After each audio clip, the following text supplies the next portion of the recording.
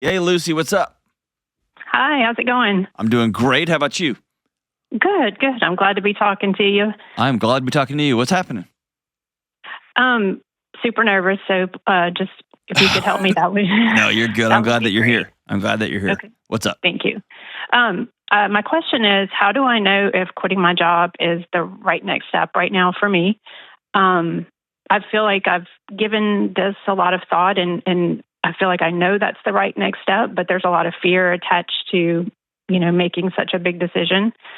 And so just trying to work through that and make sure, it is the right next step. So take me to the fear. What are we scared of?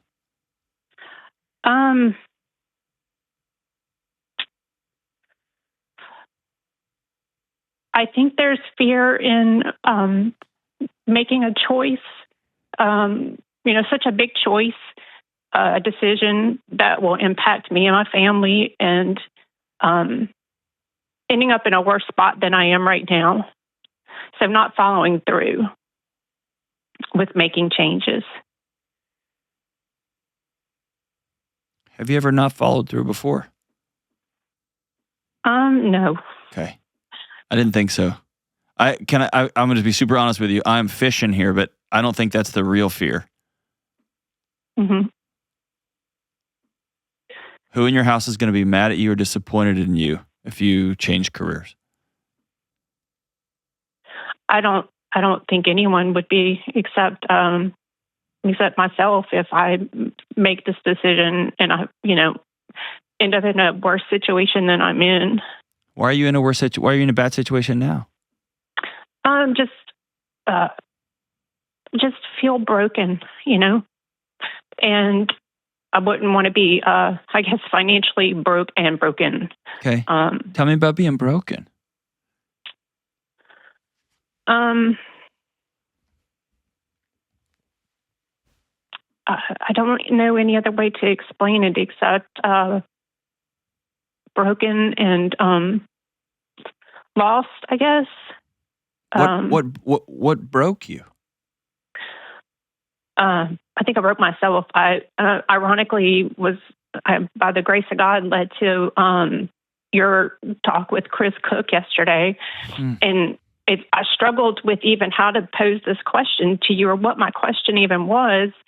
And listening to that podcast and the way he described the cycle, so going through this cycle of like pain and loss, and then you isolate and you end up with broken spirit, and kind of that whole cycle repeats. It kind of gave me a context for, I feel like that's what I've done my whole life, is just kind of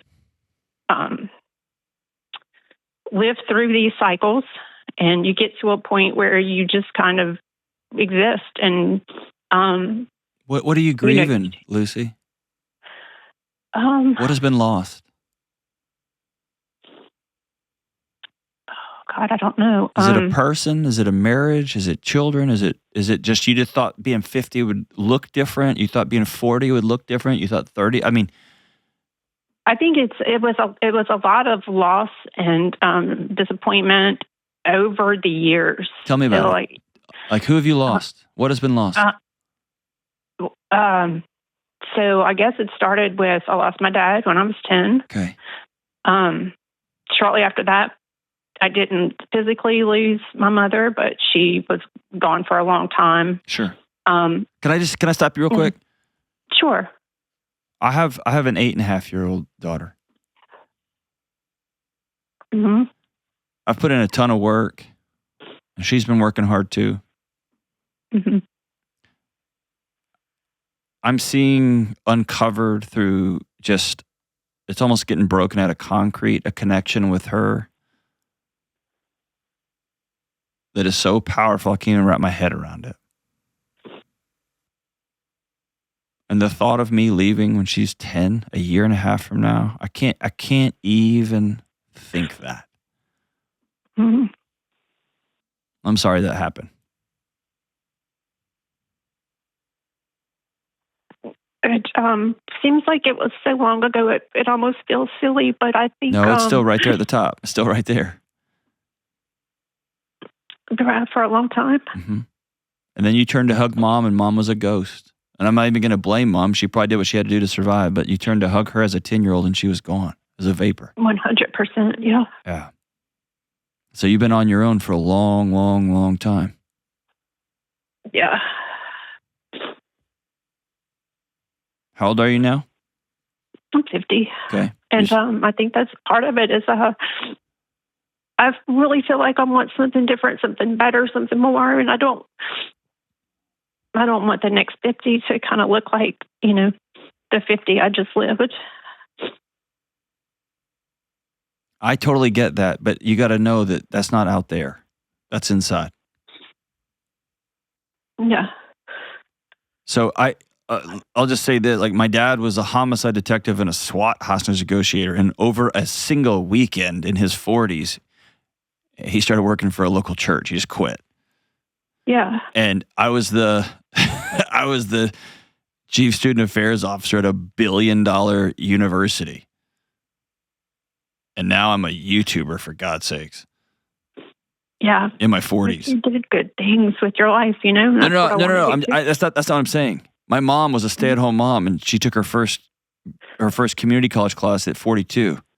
And she got her PhD at 57, and she got tenured as a professor at 63. Yeah, that's awesome. I know, but here's what I'm telling you. You can do anything. But and I'm just putting those things out there is, don't be scared of the job thing. Mm-hmm. Just because you're 50. Don't be scared of that. You can go make anything happen you want to make happen. Okay. That's not true. I kind of overstated that, but you know what I mean. Right? Or let me say it like this. I wrote about this in the first book, my wife, but it was a conversation with my wife. She had some friends that were like, I don't remember, I'll forget their age, but they were like 35 or something like that. And they were talking, and they both were like, man, we always want to go to med school. Always want to go to med school. But by the time we get done with residency and everything, we're going to be 42 years old. Right. And my wife so wisely said, that's not the question. Like, that's not the issue. The question you should ask yourself is, I'm going to be 42. Do I want to be a doctor at 42 or not a doctor at 42? That's the question. And it was like, whoa, I guess if we frame it like that, right? Yeah. And so, yeah, go do whatever you want to do professionally at 50. More importantly than that, whatever it is you want to do is not going to solve that big hole inside your chest. Right. That one has to heal from the inside out. Yeah. I guess the hard part is figuring out how to do that. I feel like I've tried different things along the years, Mm-hmm. Are you married? You have kids? I'm married. We don't have kids. Okay. How's your marriage? It's good. I just feel like there's he's a very good man. I feel like there's a disconnect. There's a lot of things I feel like he doesn't know about me and that we don't talk about, which I think creates even more loneliness, Yes. And I need you to bifurcate those two things. That's a nerdy language. I need you to separate. He can be the best man in the world, and your marriage can be a wreck. Yeah.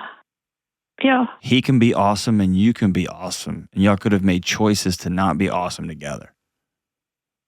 Yeah. And I'm increasingly hearing the phrase, I'm lonely in a bed I share with my partner. I'm lonely at a kitchen table with the person I'm married to. It's true, yeah. We did a big survey here where I work. I think it was 7 out of 10 people. Was it 7 out of 10? Yeah, 70% or 80%. Their romantic partners did not know them. They reported that their person didn't know them. Didn't know they were struggling with their spiritual life, with their sex life, with their decreasing ways they looked at themselves in the mirror. They didn't like who they were becoming, how they looked. They didn't know the person who was right there.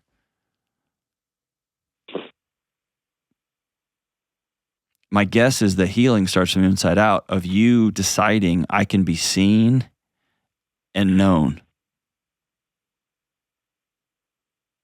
Because what you've been carrying for a long, long, long time is I have to make sure everybody else is okay. And that kept you alive as a 10-year-old, by the way. Yeah. I got to make sure everybody's all right. And I need to be unseen. Yep. For sure. And you can't carry that anymore.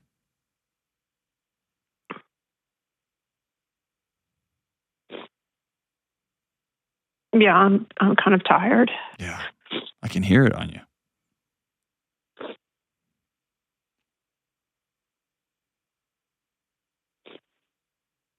At 50, it's one of those magic seasons when you realize, like, best case scenario, I'm halfway, right? Yep.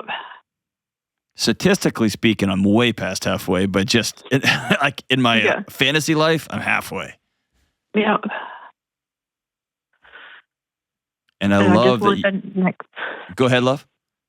I was just going to say, I just want it to be different. There you go. I was going to say, the beautiful thing about you in this phone call is you have a realization that very, very few people come to.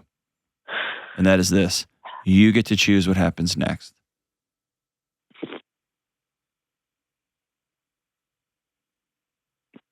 You get to choose what happens next. And that should scare you, and that should energize you at the same time. It does. It does. It scares me. It scares me almost to not make a decision. Yeah. You know, I feel like to leave my job, because I feel like it, for whatever reason, it is. I put everything I have into it, so much so that at the end of the day, I don't have anything. I don't have anything left. So it's and it's a vicious cycle. I will what do you always do for a living? give my time. It's just generically manager of operations for my company. So we provide analytics, reporting, data to our customers, and process improvement. Can I tell you something crazy? Uh-huh. I travel the country and sit with business leaders behind closed doors, okay? Often when people say what you just said, it's less the job. If you're a surgeon, a trauma surgeon, or a police officer, you get home and your body goes, ugh, right? Because you've almost died throughout the day, or life and death has been in your hands. What I hear from business leaders and business owners and those who are running and fighting the marketplace and trying to keep a team together and trying to be a good leader and on and on and on, is that the lives they have created outside of the workplace are so devoid of life that they clock out and their spirit is gone. Yeah. So it's less the job. It's more about, let's address this life we've created for ourselves at home that feels like we're acting in a play that doesn't have a script anymore. Okay. Let's begin to sit down with somebody that says, hey, we got married. We have best case scenario, we got 50 years left. And 10 of those are going to be us sitting on the front porch making fun of how skinny these jeans are getting. Right? And so let's pretend we have 40 years of rambunctious life left. I need you to know some things about me. And I believe I'm worth putting those things out on the table. And by the way, I want to know about you. My wife and I did an exercise. She did it for me. I didn't do it back. I'm pretty vocal, so I run my mouth a lot, so she already knows. But I asked her to make a syllabus for me. I know that sounds like lame. That's just two old college professors being lame in our own house. But I said, I don't know what podcast you listen to. I don't even know what books you like. I don't know what theological things. I don't know what sex stuff. I don't know anything. I just know we're getting up every day and running through the motions. We have 2 kids and we're doing great in our business of our home. We're making money. Like, our life is fine. I don't know you. Can I tell you something crazy? It took like 30 days went by. I don't remember, a month or 2 went by. And I was like, hey, you never sent me that syllabus. And she said, that's the scariest thing you've ever asked me to do. She said, I'm afraid I'm going to write this stuff all down and you're not going to like me. Yeah. And I exhaled. Whew. After a quarter century, we're still wondering if each other likes the other person. Yeah. That's intimacy. It's true. Yeah. And the only way to not avoid that is to sit down and say, all right, here I am. Do you still like me? Yeah. What I told her was, I may think your books are dumb. I may not like your music, but I'll always like you. Right? And we laughed, and I've got some books I'm trying to get through. They're pretty tough, right? But here's the thing. It's that exercise. What job are you thinking about quitting and what job are you thinking about going to? I haven't. I was afraid to even think about that because I didn't want to just jump into kind of the same thing where it's just something that I've, pour myself into, and because, I want to be a success, and, I'm just afraid of repeating this again. Okay. That's the most brilliant thing I've heard in a long time. I wish people would have that same thought about dating. Well, I've had my share of experience there too. I want you to spend some time doing this. Here's your homework assignment. Are you ready? Okay, yeah. And you may have heard me talk about this because it was so revolutionary in my own home. Pick any random Tuesday in October. Okay. And I want you to spend some time with your eyes closed, and I want you to actually go there to any random day in October. What would you want your house to feel like when you walked in the front door?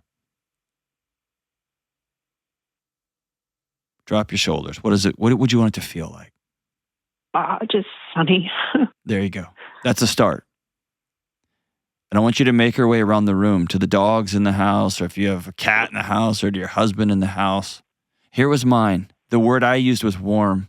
I love sunny. That's awesome. I walked around this morning and opened all the windows in the house. Just I wanted the light in there.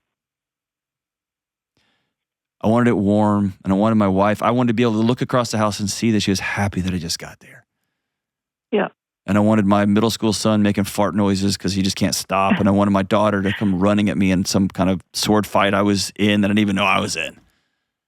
Right. And when we did this exercise, and my wife had hers, we had to reverse engineer it. Okay, what must be true? It wasn't that I quit my job, but I had to be intentional about not bringing that last meeting home. And I had to start exercising again. And I had to have a group of friends that I went out with once a week just to do ridiculous things like go to punk rock shows or go to comedy shows or just go have chips and queso and be an idiot.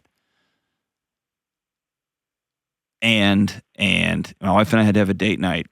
And we went on and on and on. But you see, we just reverse engineered it. What must be true?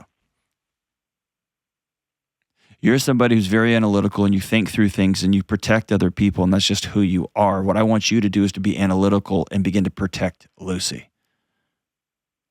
And the word I'm using for protect right now is love. I want you to love Lucy, man. And success, I want you to redefine what success is. Success is, yes, it's making money and it's being successful. Great. But what does success look like in your chest, in your own home?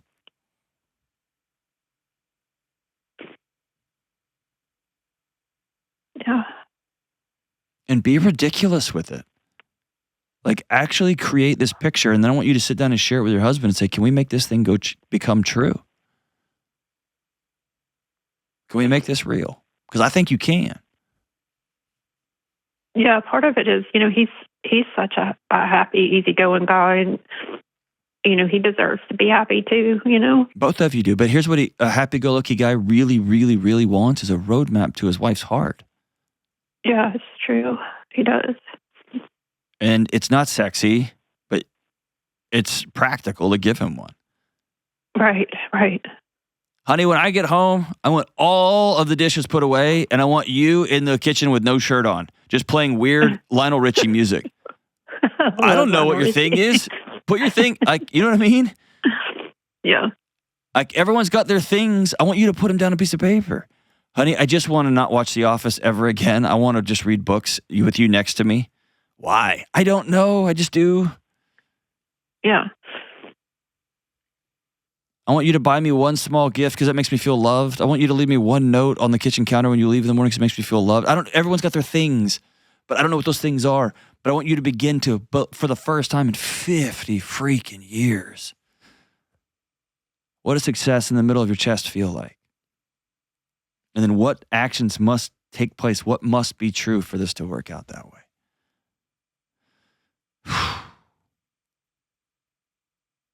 And then, if you want to get another job, get another job. You know this about you. You work really hard. You know this about you.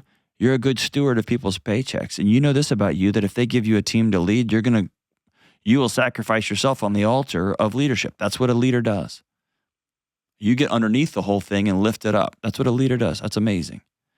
And you know that comes at a cost. And so the work to be done is at home. And if this job is killing you, of course, get another job. You're going to be amazing at it.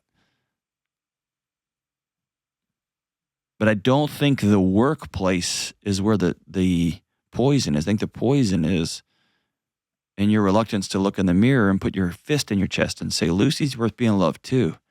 And so what must happen? What must be true for me to feel that way? For me to know this? For me to act on this?